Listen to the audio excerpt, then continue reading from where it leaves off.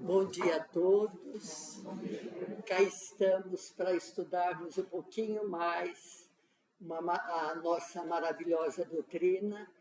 E eu sempre me preocupo, hoje mais do que nunca, em abordar temas que estão relacionados com a alma, com a emoção, porque grande parte de nós, e no mundo todo, está tendo um índice muito alto de uma fragilidade, de uma dificuldade para a gente conseguir se comandar.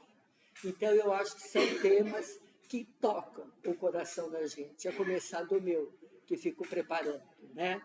Então, eu gostaria de citar o exemplo do Rossandro, que é um terapeuta espírita.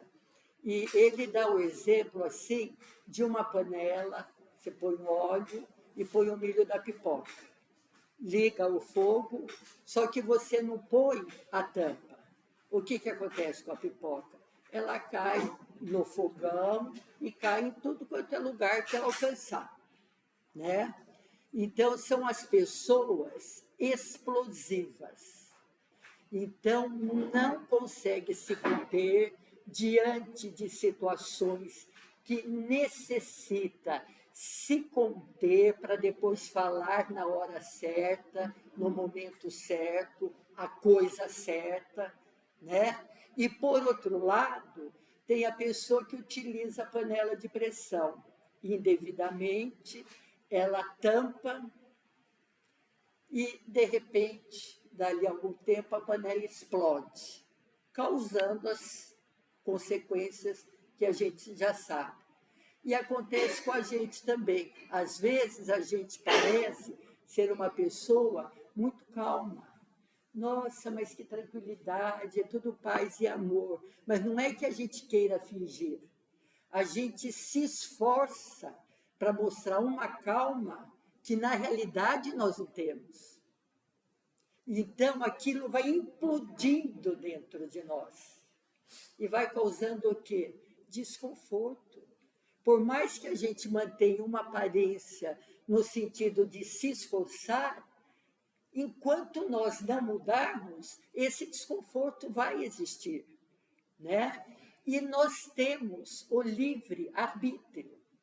Então, nós precisamos nos vigiar dia e noite, inclusive durante o sono, para a gente tentar aproveitar daquilo que a gente lê, daquilo que a gente assiste nas palestras, para ver se a gente muda muda de página no livro da nossa existência, porque senão nós vamos acumulando desconfortos e atitudes, algumas felizes, outras infelizes, e aí a gente fala, olha, quanto a reencarnar, eu pedi para passar por essas situações aqui na vida porque eu sei que eu preciso. Então, eu gostaria de explicar direitinho o seguinte: vamos supor que nós temos várias situações a serem trabalhadas, tá? E no plano espiritual, a gente reconhece e pede, olha, eu gostaria de vir assim, assado, para ver se eu passo pelas experiências, que eu venha me fortalecer. Será que a espiritualidade vai aceitar? A espiritualidade vai ver se eu tenho merecimento daquilo que está sendo solicitado, se é permitido no momento, tá? E se eu estou preparada. Então, vamos supor que eu preencha esses requisitos, tá? Eu reencarno. Porque eu estou ciente das minhas necessidades, eu vou me sair bem? Vai depender do meu livre-arbítrio. Porque nós estamos no mundo de provas e expiações. Nós somos seres imperfeitos em busca de evolução. Então, mesmo a espiritualidade sabe que nós temos condições de passar, tá? Mas a gente pode escorregar no meio do caminho, se distrair com os holofotes da vida, com as futilidades, e escorregar. Então, eu poderia passar, mas eu vacilei, quis ficar na minha zona de conforto. tá? E outras vezes nós temos condições de passar, nós precisamos passar, mas não é do nosso merecimento no momento. Então, as coisas não são do jeito que a gente quer. Ah, eu reconheço lá, eu pedi para mim assim. Não, tudo bem, nós pedimos, tá? Mas tem tudo que passar por um crivo dos espíritos responsáveis pelos reencarnes, tá? Agora, tem uma outra possibilidade, que é a seguinte: eu estou me endividando tanto e estou me comprometendo, e passa o tempo, eu não melhoro, eu falo, deixa para a próxima. Nós não conseguimos tapear a equipe espiritual que está preparando cada um de nós para reencarnar. No momento que eles acharem que deve, nós vamos reencarnar e passar pelas experiências, ainda que doloridas, que nós precisamos passar. Ai, mas eu não quero. O Espiritismo fala que a gente tem toda oportunidade pela frente. Se eu não passar pelas experiências agora, eu passo daqui na próxima, daqui 2 próximas. Não, não é assim. Então, tem todo um comando, espíritos organizados. Se isso está acontecendo, está tudo sob o controle da espiritualidade. E fazer uma ressalva, para a gente não se esquecer. Nós podemos estar preparados. Não quer dizer que a gente passe nas lições.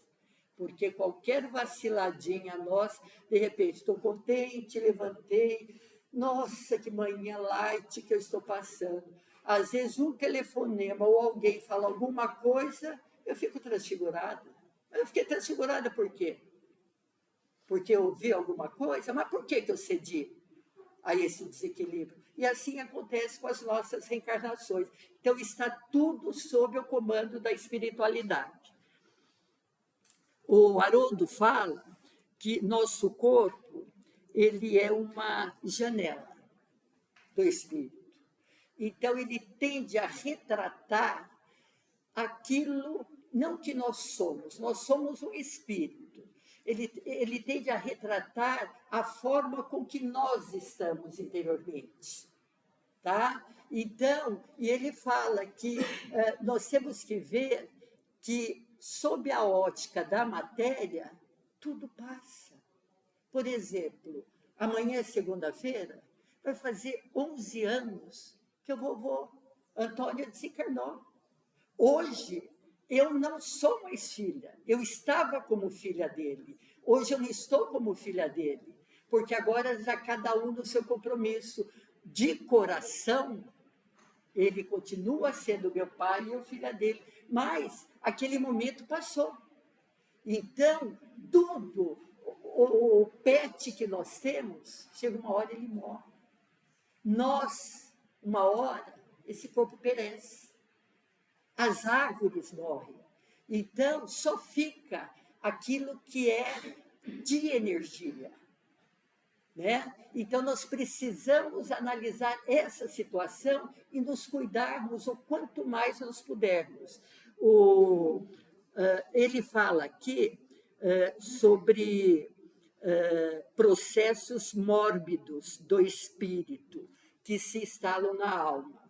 Por exemplo,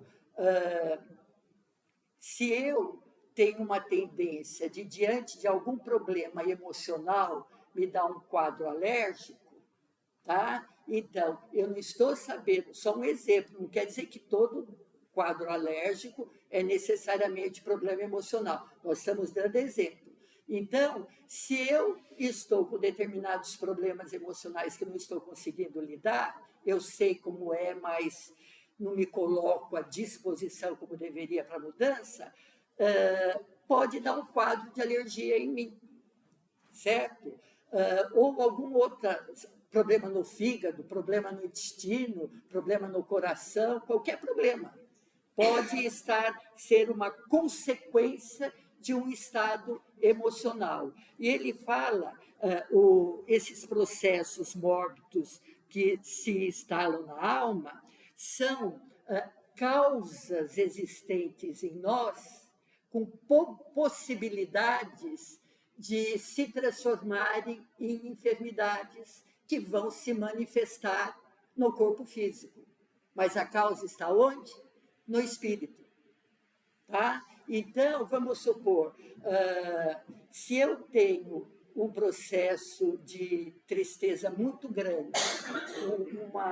nunca vamos generalizar, desculpa eu ficar afirmando, porque se generaliza não vai ser legal, né? Um processo profundo de depressão.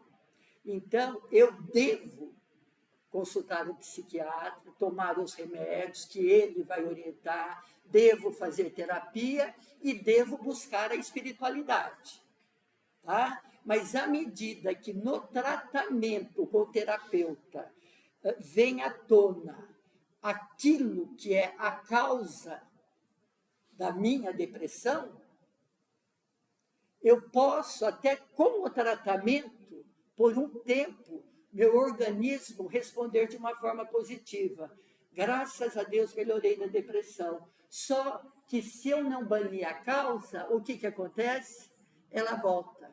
E outro dia eu ouvi um terapeuta falando, eu acho que eu já comentei com vocês, que muitas vezes a volta da depressão, a gente deve encarar uma certa realidade de que ela está nos avisando que o problema ainda não foi resolvido, que nós precisamos sanar esse problema. Tá? Então, de todas as dificuldades, de todas as nossas escorregadas, sempre nós podemos tirar lição e crescer com elas. Vai depender do olhar que nós dermos para a situação. Então, olha só, o que seriam, por exemplo, essas causas mórbidas na alma? Fala aqui, sentimento de revolta, de raiva, de insegurança, de ódio, de rancor, de ressentimentos.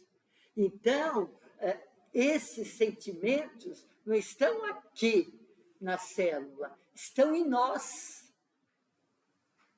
E é disso que nós precisamos cuidar.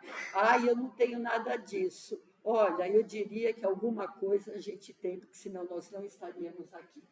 Né? Uns mais, outros menos, e às vezes a gente capricha tanto que a gente acaba tendo um combo desses sentimentos. E aí não é uma coisa só. E aí, além de manifestação no corpo físico e mal-estar na alma, se nós dermos brecha, se nós não tomarmos conta dos nossos pensamentos, nós podemos, num pensamento de desequilíbrio, atrairmos espíritos obsessores. Vamos supor, pode ter um espírito que queira, que não vai com a nossa cara, que por causa do passado alguma coisa, ele quer nos prejudicar. Mas aí ele procura emitir vibrações não boas para nós, mas alguma coisa assim, tudo mais sutil. Agora, dependendo de vínculos do passado ou contraídos nessa vida, nós podemos ter o que chamamos de espírito obsessor, e os espíritos obsessores, eles discorrem sobre todo o processo de como exercer o processo obsessivo. Se você não sabe que é o espírito obsessor, você vai pensar que é um espírito elevado, de tanto que ele sabe sobre o assunto e que pode vir a saber sobre nós, se nós dermos brechas. Vocês estão entendendo? Então, aí, o que vai acontecer? E nós temos um desejo central. Eu vou dar um exemplo, tá? Talvez vocês pensem em outra coisa. Vamos supor que eu seja uma pessoa muito orgulhosa e fico sempre de nariz arrebitado. Só que eu quero sempre me ressaltar perante outras pessoas, mas eu não vou me ressaltar para quem já é grande, porque aí eu vou ficar pequeno perto daquela pessoa. Eu vou tentar me sobressair diante daqueles que eu acho que são inferiores a mim. E aí que eu arrebito de fato o nariz. E se for de âmbito familiar, eu vou pegar alguém ou uma família que pertence, que tenha vínculo com a minha, que seja assim, bem pobrezinha, que tenha autoestima baixa, aí eu inflo e começo a ajudar, sendo boazinha, mas é só para mostrar, olha, o quanto eu posso e o quanto você não pode. Eu sou a poderosa. Então, eu não falo, mas os espíritos sentem. E um espírito obsessor, ele vai pegar esse desejo central. E eu estou agindo assim, eu estou delegando autoridade para que ele mexa nesse ponto fraco meu, nesse desejo central. E depois a gente vai tomar passe, acha que o passe vai fazer operação milagre. É ou não é, gente? Se não houver essa transformação, os espíritos auxiliam até onde pode, né? E outra coisa também que eu gostaria de citar, quem toma conta do centro, a equipe que coordena, às vezes chega pessoas de boa vontade, com sinceridade, e que querem ajudar em muitas coisas de uma vez, né? E que passa a amar a doutrina, estudar a doutrina. Só que depois ela se decepciona. Por quê? Porque essa doutrina que ela está abraçando não está tirando os problemas dela. Eu falo para vocês, a gente vem todo domingo aqui só para passear, para fazer hora? Não, nós não temos um objetivo, temos de estudar e o mais difícil é a hora que sai para praticar, né? Porque a doutrina espírita, é importante que a gente saiba, ela é consoladora.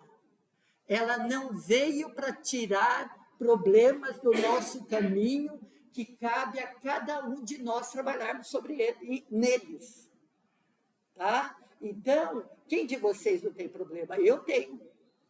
Tá? Todos nós temos. Agora eu vou achar que eu sou espírita, nós estamos aqui coordenando, fazendo a palestra, vamos te ajudar? Estamos sempre, todos nós sendo ajudados, mas nós temos que fazer a nossa parte. Senão, ó, vamos chovendo no molhado, e aí vai criando um abafamento, olha só, uma indisposição na alma, e enquanto eu não tiver a coragem de fazer uma viagem interior para ver o que está acontecendo comigo, para ver o que eu preciso mudar, esse abafamento ele vai tomando conta de mim. Um desconforto na alma que a gente não tem paz em lugar nenhum. Mas tem um momento que a gente cria coragem. Fala, não, agora chegou a hora.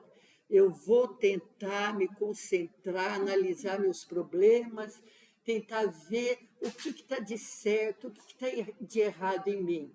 Mas a hora que eu entro dentro de mim, eu vejo tantos pontos escuros e eu sinto algumas pedradas. Só que está escuro, eu sinto as pedradas, mas eu não sei de onde elas vêm, eu não consigo me desviar delas.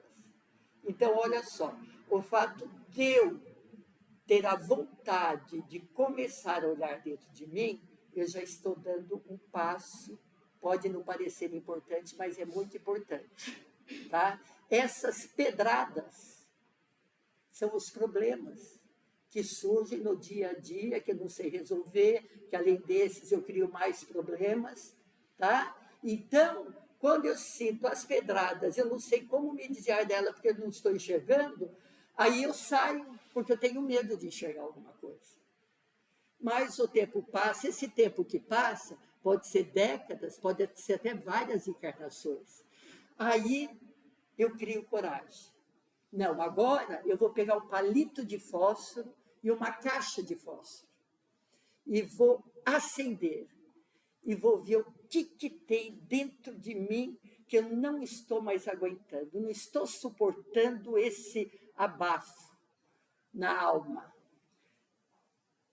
Aí clareia só limitadamente, eu vejo a pedra, não vejo de onde ela está vindo e começo a enxergar alguma coisa e o fósforo já está queimando meu dedo, eu apago o fósforo e volto. Vocês concordam que essa segunda alternativa já foi um outro passo importante? Foi um outro passo muito importante. Só que o abafamento continua. Os antigos falavam fastídio na alma, né? Os nossos avós, né? Aquele fastídio na alma continua. Só que agora a água está chegando aqui, eu não pego mais o palito de fósforo, eu pego uma vela. E essa vela, ela amplia a minha visão. Agora eu já consigo ver a pedra e da onde a pedra está vindo. E aí eu consigo me desviar dela. Só que adianta só desviar dos problemas? Desviar? Não adianta. Né?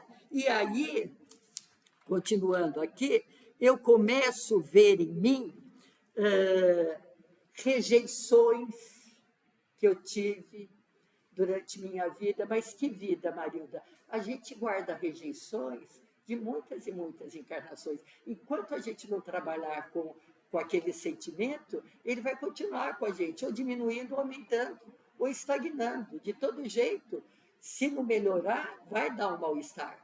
Né? As rejeições que nós tivemos, memórias ruins, de coisas ruins. Ai, meu pai com a minha mãe brigava, minha mãe batia no meu pai, e não sei o quê, e meu irmão, tudo quanto é coisa.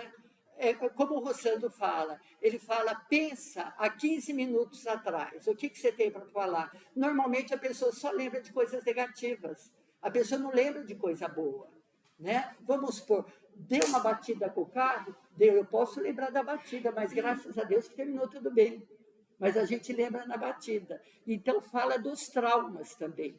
Então, esse trauma, ele pode levar muitos de nós a pensar o seguinte, eu estou traumatizada porque eu fiz tal coisa. Mas como eu me permiti fazer tal coisa? Ou então, eu estou traumatizada pelo que fizeram em mim, os danos que causaram em mim. Como eu me permiti que fizessem isso para mim e me deixassem no ponto que deixaram. Então, aí, conectado com o trauma, pode vir o sentimento de culpa. E o sentimento de culpa, ele nos paralisa. A gente não tira aquilo da cabeça. Se for ver quantas vezes por dia a gente pensa nele, ele nos paralisa. Enquanto ele nos paralisa, ele está nos acorrentando. Então, eu gostei do exemplo que eu peguei, que eu fico pegando um montão de coisas, toda a doutrina, né? E aí o Rossandro, ele fala que o sentimento de culpa é igual a um gás metano. Eu não sabia, vocês devem saber. Ele explicou que o gás metano, que é o gás de cozinha, ele não tem cheiro. Sabia? É colocado um cheiro nele para que, se estiver vazando, você já fala, tem gás vazando. Tá? Então, aí você já fica em alerta. Então, o sentimento de culpa é como o gás vazando. Você tem que fechar a torneirinha, abrir porta, janela, sair de casa até esse gás sair. A não ser que esteja no quintal também, fecha a torneirinha. E o sentimento de culpa, ele vai trazendo essas angústias, esse sentimento de rejeição, vai somando muitas coisas. Né? E quanto à culpa, o que é bastante frisado aqui, a gente não ligando o gás, não desligando o gás, é como se a gente fosse ficar se culpando o tempo todo, tá? Não se perdoando e não aceitando.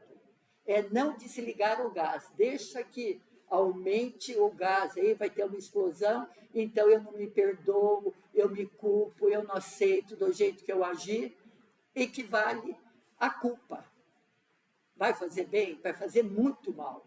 Né? Então, aqui ele fala, olha, hoje É uma coisa que a gente tem que pensar, que vamos supor, coisas boas que nós fizemos no passado, mais ou menos remoto, esse passado pode ser hoje de manhã, pode ser 5 minutos atrás, pode ser ontem, há 10 encarnações atrás, coisas boas que nós fizemos, nós devemos lembrar, vai trazer felicidade, vai trazer bem-estar.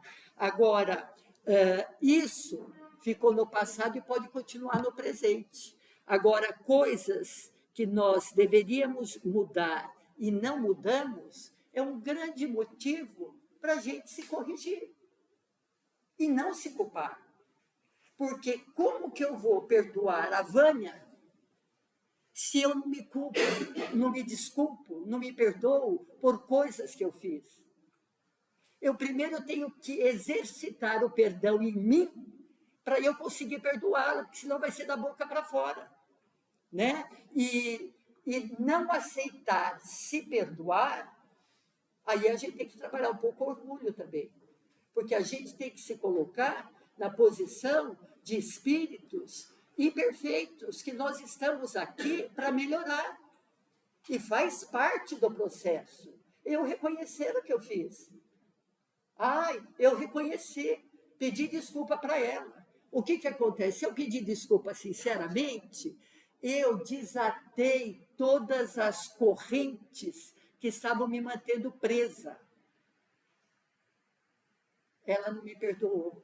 Agora o problema é dela, ela que fica com a corrente, com a amargura, com o ressentimento, que ela não conseguiu me perdoar, mas eu me libertei. Marilda, então você se libertou, ela tudo bem, não te perdoou, é de mentirinha, eu sei que você me perdoa, tá? Ela não te perdoou, então, a qualquer coisa, eu lencinho aqui, hein? Aí, pega, ela está com a corrente dela agora. Então você se perdoou, pediu perdão para ela, tudo paz e amor? Não, não é assim. Esse processo, até agora que eu falei, é tudo que tem que acontecer. Agora, no que eu errei, eu vou ter que responder. Vocês entenderam? O mal, os danos que eu causei, eu vou ter que consertar. Só que eu vou consertar livre, me aceitando, me perdoando, pedir perdão. E a gente tem que estar ciente que se hoje nós temos algum tipo de culpa e conseguimos trabalhar com isso e superar, como nós não somos perfeitos, quantas culpas nós teremos que nos perdoar ainda lá para frente? Quanto mais cuidado a gente tiver, menos nós vamos errar, menos vamos ter que pedir desculpa. Mas será que uma vez ou outra nós não vamos dar as nossas escorregadas? Vamos! Deus acredite em nós. Deus nunca desiste de nós.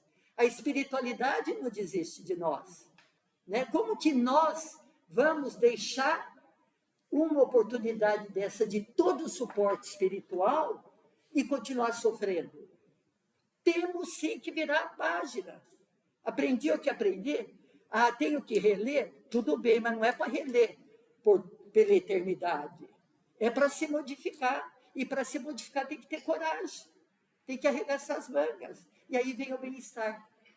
Você fica com os teus problemas que fazem parte do dia a dia, só que você se sente leve, se sente forte para contornar os problemas. E se tiver dificuldade, der alguma escorregada, nós vamos pegar aquela linha de raciocínio, de buscar ajuda, orientação, e vamos mudando de forma que a nossa vibração ela vai se distanciando do negativo, da culpa, vai indo, reconhecendo as falhas. E de vez em quando a gente faz isso, faz parte do processo, tá? Mas depois a gente volta, porque quanto mais assim a gente fizer, nós estamos conectados com quem? Com irmãos depressivos, com irmãos que não querem o bem, porque a questão é o seguinte, nós temos que pensar em nós fazendo parte do universo, né?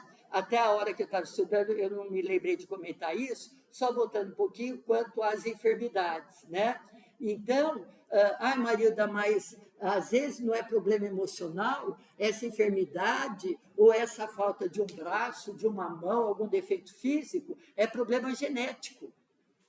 Mas aí que está a beleza da doutrina espírita. A doutrina espírita, ela caminha com a ciência de milhares de espermatozoides que correm para fecundar o óvulo. Aquele que for fecundar, ele já tem a carga genética que nós precisamos. Por quê? É da lei. Nós atraímos, nós repelimos. E não é que Deus fala, você corre aqui, você vira à direita, vira à esquerda. Não, é da lei que nós atraímos. Tá? Então, quando se fala de questões genéticas, elas são reais e a doutrina aceita, só que existe o porquê por trás disso, que a maior parte dos médicos, por enquanto, desconhecem. Mas já tem muitos médicos atentos para isso também. Tá? Então, é o universo. Nós fazemos parte dele. Então, estamos conectados. Encarnado com encarnado, encarnado com desencarnado e desencarnado com encarnado. O corpo é uma mera vestimenta. Tudo bem até aí, gente? Quase na hora, né, Lourdinha? Sim. Ai, você falou tão firme que chocou. Não é? Você me desculpa. Eu fiquei, só entre nós, porque eu me magoei. Você falou tão assim que... Nossa, meu Deus, essa eu não esperava, viu? Deixa eu só ver aqui do trauma. Uma coisa, olha, como tem muita coisa, eu quero, antes de finalizar, falar o seguinte, né? A psiquiatra Ana Beatriz, ela faz a seguinte questão, né? O que nós podemos fazer em relação ao sentimento do outro? Nós estamos em X números aqui, cada um de vocês com um tipo de sentimento. O que eu, Marilda, posso fazer em relação ao sentimento de cada um de vocês? Nada. Ponto. Nada. Tá? Agora vamos ver a outra pergunta que ela faz. O que nós podemos fazer com que o sentimento do outro está provocando em nós? Pode falar. Tudo. Por quê? Nós temos o livre-arbítrio. Tá? Então, conclusão, não tem desculpa. Porque o telefone tocou, o celular tocou, atendi, aquela pessoa estava com uma vibração tão pesada, eu fiquei tão pesada. Então você estava na mesma faixa dela. Tá? Não quer dizer, olha só, que mesmo a pessoa estando no estado de equilíbrio, não quer dizer que ela não sinta alguma influência, inclusive no lar. Às vezes você nota que o ambiente está mais pesado, você fica mais pensativa, você procura se conectar mais com a espiritualidade para amenizar. Então, não é tudo paz e amor, não, a gente nota, tá? Mas o que os outros, o que podemos fazer com que o outro provoque em nós? Tudo. Então, ela dá 3 alternativas. Nós podemos nos blindar, tá? Mas não adianta se blindar com raiva do outro, porque senão você cai na mesma faixa que ele. Então, eu vou me afastar, assim, no sentido, você pode falar o que você quiser. Eu não sou essa pessoa que você está falando e eu vou continuar a minha vida com equilíbrio. Você pode falar, eu estou me protegendo de qualquer fala, qualquer vibração sua. De afastar. Vamos supor, você tem um chefe, você está precisando daquele trabalho. Aquele chefe, cada dia é um verdadeiro inferno o ambiente. Você precisa do dinheiro. Não é melhor você, como diz, se aproximar só nas horas que deve, falar o que deve, até que você não encontre um ambiente melhor para trabalhar? E quando é a família? Porque quando a gente fala em família, agora eu vou terminar, viu? Quando a gente fala em família, olha só, a gente normalmente cita como alguém da família sendo o problema. Nós nunca somos o problema para a família. De repente, alguém da nossa família está precisando se blindar das nossas incoerências, está precisando se afastar mais de nós. Agora, ruptura com a família, nós não podemos.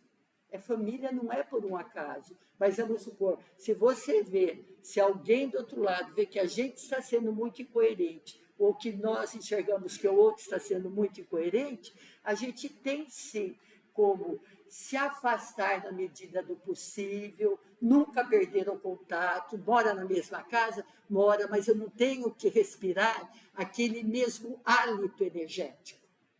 Eu me blindo respirando um outro hálito, uma sintonia diferente, porque a família eu não posso abandonar, a não ser que seja casos extremos de agressão, uma coisa e outra, é preferível você sair, morar num outro lugar, mas sempre vibrar positivamente para estar em harmonia, em equilíbrio, tá? Então, espero que vocês tenham entendido.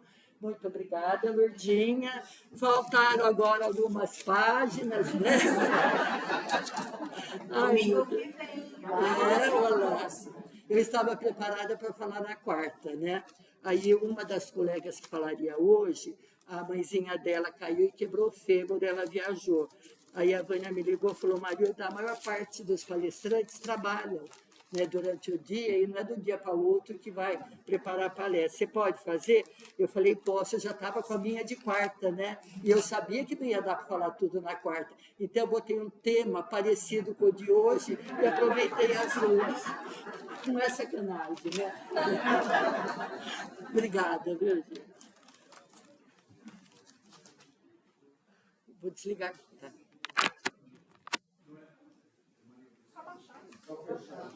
Só fechar? Isso não é. Isso é importante. Isso aqui você tem que pôr a mão aqui, Luciano. Ah.